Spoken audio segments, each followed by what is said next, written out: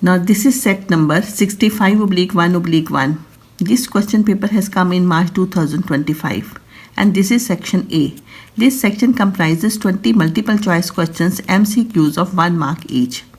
आपके पास ये क्वेश्चन है, आपने फाइंड A इन्वर्स निकालना है, तो आपके पास 4 ऑप्शंस दिए गए हैं. तो आपको A इन्वर्स निकालना आता है. अगर आपके पास मैट्रिक्स हो तो आप A इन्वर्स निकाल सकते हो.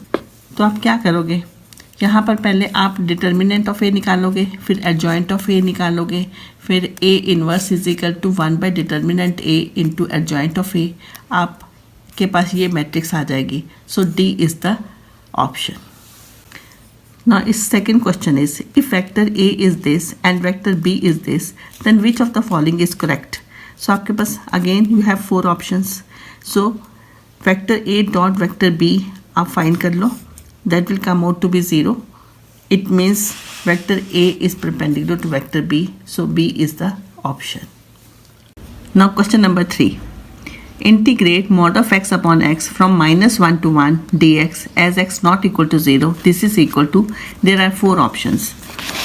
आपके पास लिमिट है -1 to 1 mod of x upon x dx and we will take from -1 to 0 and 0 to 1 mod of x plus x mod of x upon x dx mod of x upon x dx.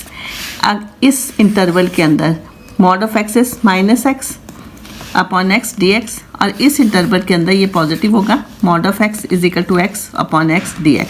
So ये आपके पास आ जाएगा -1, ये आ जाएगा 1.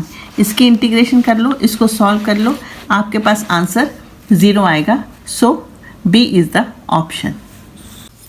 Now fourth question is which of the following is not homogeneous function of x and y. आपके पास ये 4 ऑप्शंस है, तो यहाँ पर आपका कौन सा होमोजीनियस फंक्शन नहीं है. सो ये आपका D is the answer. So आपका ऑप्शन D आएगा. Now fifth question, if fx is equal to mod of x plus mod of x minus 1 then which of the following is correct. A. fx is both continuous and differentiable at x is equal to 0 and x is equal to 1. B. fx is differentiable but not continuous at x is equal to 0 and x is equal to 1. C. fx is continuous but not differentiable at x is equal to 0 and x is equal to 1. D. fx is neither continuous nor differentiable at x is equal to 0 and x is equal to 1. Now if I take fx as gx plus hx, इसको gx ले लो, इसको hx ले लो, तो अब आपने ये आपके पास हो गया where gx is this and hx is this. We know mod function is continuous everywhere. तो आपका जो mod function है वो continuous होता है. इसका मतलब gx भी continuous हो गया, hx भी continuous हो गया. अगर gx और hx दोनों continuous है तो इसका मतलब इनका प्लस भी continuous होगा. तो fx is continuous. So fx is continuous. Now let us check the differentiability. Gx is equal to mod of x is not differentiable at x is equal to 0 and hx is equal to mod x minus 1 is not differentiable at x is equal to 1. So fx is not differentiable at x is equal to 0 and x is equal to 1. So C is the option. Now the sixth question is if A is a square matrix of order 2 such that determinant of A is 4 then determinant of 4 adjoint A is equal to, there are 4 options. Now determinant of 4 adjoint A is, यहाँ पर ये 4 square हो जाएगा और determinant of adjoint A हो जाएगा. अब यहाँ पर ये determinant of adjoint A को हम ऐसे लिख सकते हैं and this is equal to determinant of A n minus 1 and this is equal to 16 into determinant of A is given 4 raised to power 2 minus 1. So this is 16 into 4. The answer is 64. So B is the option. Now the seventh question. If E and F are 2 independent events such that probability of E is 2 by 3 and probability of F is 3 by 7 then probability of E given F bar is equal to, there are 4 options. So probability of E given F bar is equal to probability of E intersection F bar upon probability of F bar. अब इसको हम ऐसे लिख सकते हैं, तो इसको आप फॉर्मूला समझ के याद कर लो या इस चीज़ को हम ऐसे लिख सकते हैं and probability of F bar is 1 minus probability of F. अब यहाँ पर this thing can be written as probability of E, probability of F because E and F are independent events. सो आपने इसको ऐसे लिख दिया। अब सब्स्टिट्यूट कर दो वैल्यूज़ को, आप इसमें वैल्यूज सब्स्टिट्यूट कर लो, वैल्यू सब्स्टिट्यूट करके इसको सॉल्व कर लो, आपके पास आंसर 1/2 आ जाएगा। Now the 8th question, the absolute maximum value of function f(x) is equal to x³ minus 3x plus 2 in this interval 0 to 2 is, there are 4 options। पहले आप f(x) लिख लोगे, f'(x) निकाल लोगे, इसकी डेरिवेटिव निकालोगे, वो आ जाएगा आपके पास 3x² minus 3, f'(x) is equal to 0 करोगे तो यहाँ पर 3 कॉमन आया, x² minus 1 is equal to 0, factorize it, x minus 1 x plus 1 इज 0, x की वैल्यू 1 आ गई, x की वैल्यू -1 आ गई। आपका इंटरवल है फ्रॉम 0 to 2, 1 भी इसमें बिलोंग करता है बट -1 इसको बिलोंग नहीं करता।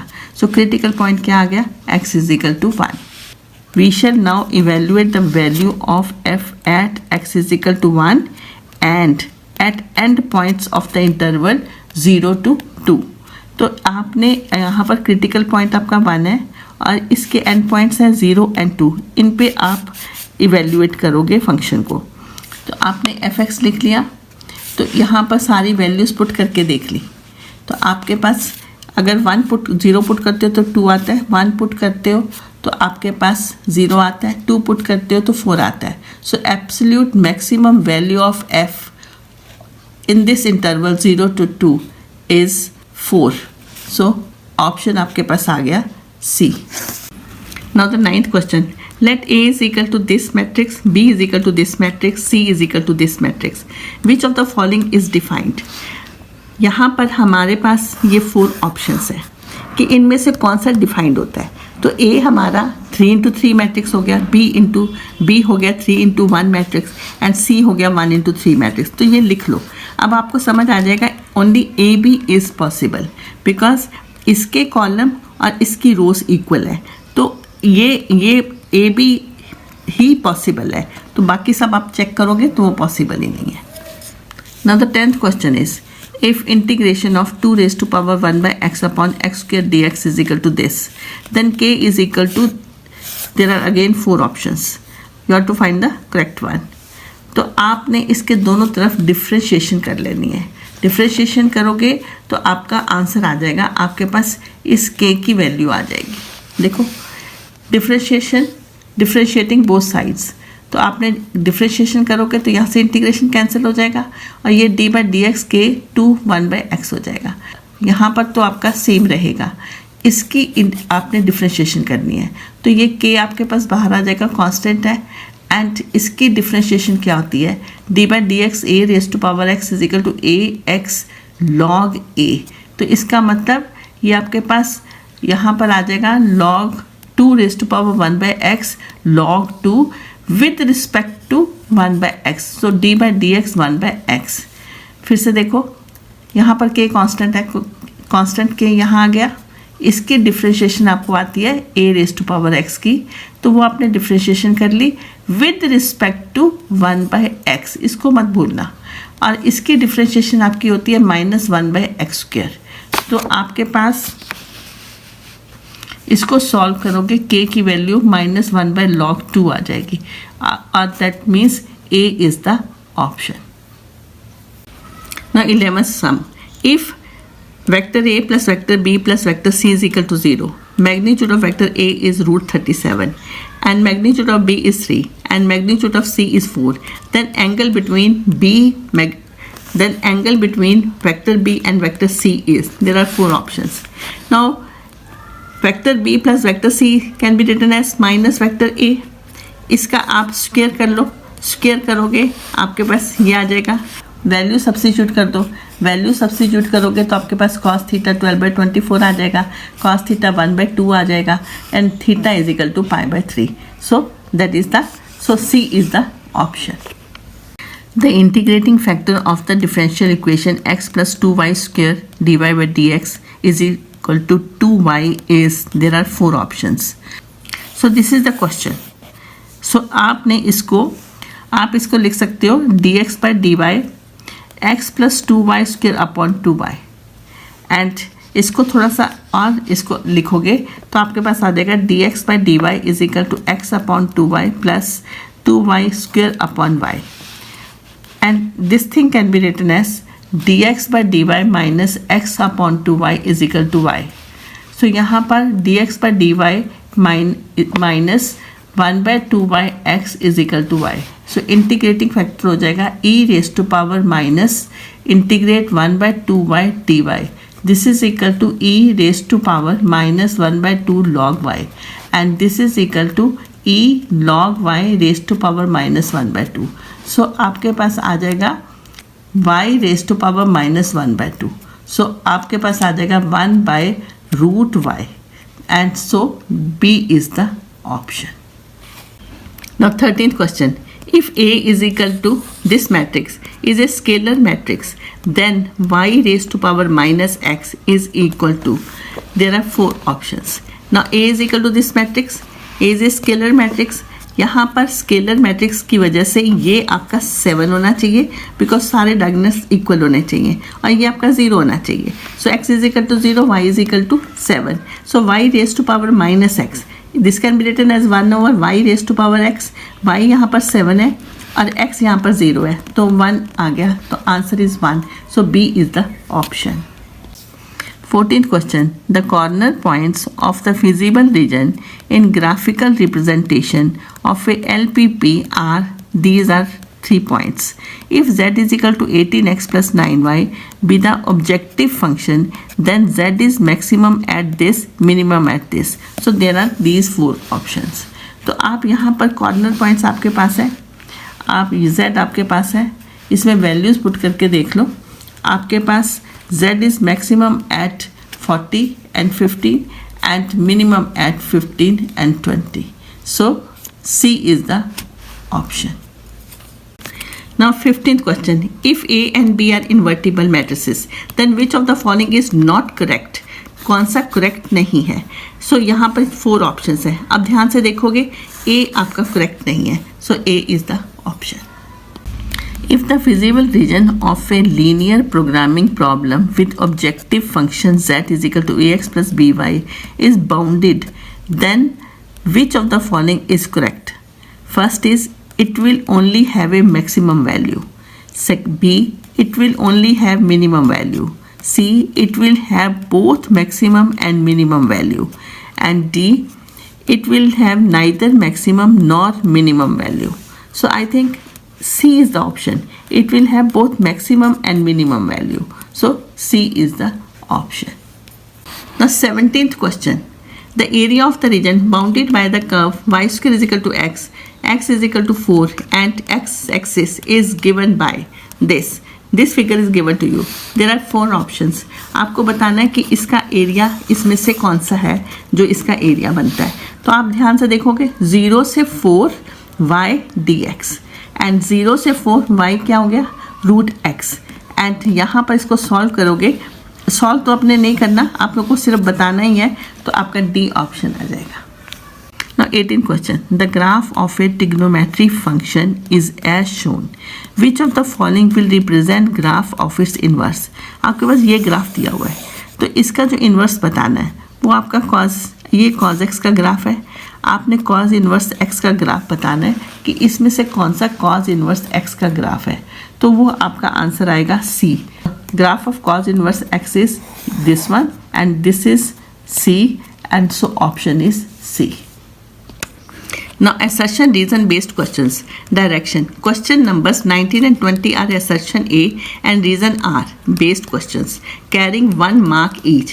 2 statements are given. One is labeled assertion A and the other labeled reason R. Select the correct answer from the options A, B, C, D as given below. A. Both assertion A and reason R are true and reason R is the correct explanation of assertion A. B. Both assertion A and reason R are true but reason R is not the correct explanation of the assertion A. C. Assertion A is true but reason R is false. And D. Assertion A is false but reason R is true. Now the 19th question. Assertion A. Let Z be the set of integers. A function f from Z to Z defined as fx is equal to 3x minus 5 for every x belongs to Z is bijective. Reason R. A function is bijective if it is both surjective and injective. Now Let us discuss this reason R. This is true statement. A function is bijective if it is both surjective and injective. This is a true statement. अब मुझे assertion A को बताना है whether it is true or it is false. 1 के लिए आपका वही method है fx1 is equal to fx2, then we will prove x1 is equal to x2. तो ये आपका 1 है, बट ऑन टू के लिए this is not onto, because अगर हम कोई को डोमेन में कोई पॉइंट लेते हैं तो उसका प्री इमेज नहीं है. अगर हम यहाँ 0 ले लेते हैं तो अगर यहाँ पर हमने 0 लिया तो इसका मतलब y 0 हो गया. अगर y 0 हो गया तो इसका मतलब x की वैल्यू 5/3 आ गई. जो 5/3 है वो इसको बिलोंग नहीं करता. इसका मतलब जो इसके पॉइंट्स हैं इसका जो पॉइंट हमने 0 लिया उसका प्री इमेज नहीं है. So this is not an onto. So this is what I have written here. So for 1 fx1 is equal to fx2 and it implies x1 is equal to x2. So this is 1. But on to for y belongs to z codomain, y is equal to, let y belongs to z. Z is codomain. Y is equal to 3x minus 5. X is equal to y plus 5 upon 3. तो हमने एक point y 0 ले लिया. तो अगर 0 लेते हैं तो x की वैल्यू 5/3 आ गई जो कि z को बिलोंग नहीं करती. It means y is equal to 0 belongs to z does not have a pre-image in z in domain. So f is not onto. So this is a false statement. So it means assertion A is false, reason R is true. So हमारा option क्या आ जाएगा? D. Now the 20th question. Assertion A. fx is equal to 3x minus 8, x less than equal to 5. This is equal to 2k, x greater than 5. This is continuous at x is equal to 5 for k is equal to 5/2. Reason R. For a function f to be continuous at x is equal to a, left hand limit is equal to right hand limit is equal to fa. So reason R is a true statement. यहाँ पर left hand limit is equal to right hand limit is equal to f a है, तो ये आपकी true statement हो जाती है. अब हमें चेक करना है असर्शन ए को. अब असर्शन ए में limit of f x as x tends to 5 plus, पहले हम राइट हैंड लिमिट चेक कर लेते हैं. तो यहाँ पर फंक्शन 2k आएगा which is equal to 2k because k is constant. Limit of f x as x tends to 5 minus, यहाँ पर फंक्शन 3x माइनस 8 आएगा. तो यहाँ इसको सॉल्व करोगे तो आपके पास 7 आ जाएगा. F5 में आप कौन सा फंक्शन लोगे? 3x माइनस 8 लोगे बिकॉज उसके साथ इक्वालिटी का साइन है. तो उसमें वैल्यू पुट करोगे तो आपके पास 7 आ जाएगा. तो आपके पास since f is function is continuous तो आप तीनों को बराबर करोगे तो k की वैल्यू 7/2 आ जाएगी. यहाँ पर k की वैल्यू क्या दी हुई है? 5/2. So this is a false statement. So assertion A is a false statement. Reason R is a true statement. So D is the option. Now section B. This section comprises of 5 very short answers, VSA type questions of 2 marks each. 21 first question A part, differentiate 2 cos square x with respect to cos square x. यहाँ पर हमने इसको differentiate करना है with respect to cos square x. इसको आप u ले लो, इसको आप v ले लो. तो इसका इट मीन्स हमें डिफ्रेंशिएट करना है du/dv. तो आपका ये यहाँ पर हम इसको सॉल्व करने लगे हैं du/dv. तो पहले आप u is equal to 2 raise to power cos square x ले लो. सो du/dx फाइंड करो. तो ये आपका a raise to power x है. Now a raise to power x log 2. इसकी डिफ्रेंशिएशन क्या है? 2 cos square x log 2 with respect to cos square x, d/dx cos square x. तो यहाँ पर आ जाएगा 2 cos square x log 2. इसकी differentiation होगी 2 cos x with respect to this cos x. Now cos x की differentiation हो गई minus sign x. इसका मतलब आपके पास आ गया minus sine 2x, 2 cos x sine x. ये हो गया माइनस आपका ये हो गया 2 cos x sine x is sine 2x and 2 cos square x log 2. ये आपकी डिफ्रेंशिएशन आ गई. यहाँ पर आप कल टू cos square x इसकी डिफ्रेंशिएशन करोगे तो आपको आती है करनी माइनस साइन 2x आ गया. तो ये आपका du/dv निकाल लो तो आपके पास this is the answer. Now 21st question B part. If tan inverse x square plus y square is equal to a square, then find dy/dx. Here x square plus y square is equal to tan a square. अब ये constant हो गया, इसको दोनों side पे differentiation करोगे, इसकी 0 आ जाएगी और इसकी डिफ्रेंशिएशन यहाँ ये आ जाएगी। इसको सॉल्व करोगे सो dy बाई डी एक्स किसके इक्वल आ जाएगा, -x बाई वाई के। Now 22nd question, evaluate tan inverse 2 sin 2 cos inverse √3/2। तो आपने यहाँ पर √3/2 या इसको आप लिख सकते हो cos π/6। cos 30 डिग्री क्या होता है, √3/2। इसमें इसकी जगह आपने ये लिख दिया, cos इनवर्स और cos कैंसिल हो गया, आपके पास आ गया 2 × π/6, ये आ गया π/3। sin π/3 आपके पास √3/2 हो गया और यहाँ से आपका 2 कैंसिल हो गया, √3 आ गया, √3 आपके पास tan π/3 आ गया। सो tan इनवर्स और tan आपका कैंसिल हो गया, π/3 is the answer. Now 23rd question, the diagonals of a parallelogram are given by vector A this and vector B this. Find the area of the parallelogram. Now vector A is this, vector B is this, they are the diagonals of a parallelogram. So area is equal to half magnitude of A cross B, and first you will find A vector cross B vector, तो आपको सबको निकालना आता है। So that is equal to 2i cap plus 3j cap plus 7k cap। ये आपके पास आ जाएगा vector A cross vector B। अब आपके पास vector A cross vector B ये आ गया, इसका मैग्नीट्यूड निकाल लो, दैट इज √62। इसका एरिया निकाल लो, half magnitude of vector A cross vector B which is equal to 1/2 √62। So that is the answer. Now 24th question, find the intervals in which the function fx 5x raised to power 3/2 minus 3x raised to power 5/2 is increasing or decreasing। आपके पास fx function है, आपने f' निकाल लिया, derivation कर लिया, आपके पास ये आ जाएगा। यहाँ पर आप ध्यान से कॉमन निकालना, आपके पास in the bracket you will have 1 - x।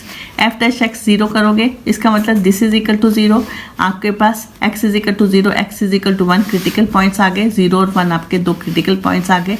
अब आप इंटरवल ले लो, 0 से 1 ले लो, take interval 0 to 1। So f' इस इंटरवल में देखोगे ग्रेटर देन 0 है, so function is increasing in the interval 0 to 1। आप इस इंटरवल के अंदर का कोई भी पॉइंट अगर आप f' में सब्स्टिट्यूट करोगे तो आपको समझ आ जाएगा कि वो f' ग्रेटर देन 0 है, तो यहाँ पर इसमें इंक्रीजिंग है। अगर आप इंटरवल 1 to infinity लेते हो तो f' लेस देन 0 आ जाएगा, तो function is decreasing in this interval. So that is the answer. 25th question, A bar, two friends while flying kites from different locations find the strings of their kites crossing each other. The strings can be represented by the vectors A and vector B. Determine the angle formed between the kite strings. Assume there is no slack in the strings. अब आप इसमें dot product use कर रहे हो, cos theta आपके पास ये होगा, आपके पास वेक्टर A है, वेक्टर B है, उनका मैग्नीट्यूड आप निकाल लोगे। यहाँ पर मैंने डॉट प्रोडक्ट निकाल लिया, यहाँ मैग्नीट्यूड A निकाल लिया, मैग्नीट्यूड B निकाल लिया और ये वैल्यूज हमने सब सब्स्टिट्यूट कर ली। सो थीटा आपके पास ये आ जाएगा। So that is the answer.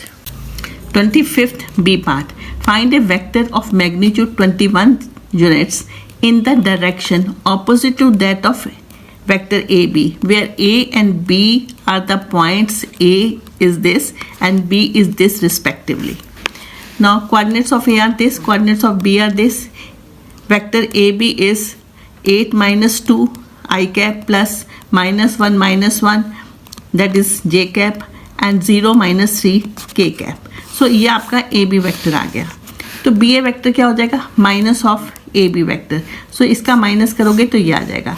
BA vector का आप मैग्नीट्यूड निकालोगे तो 7 आ जाएगा।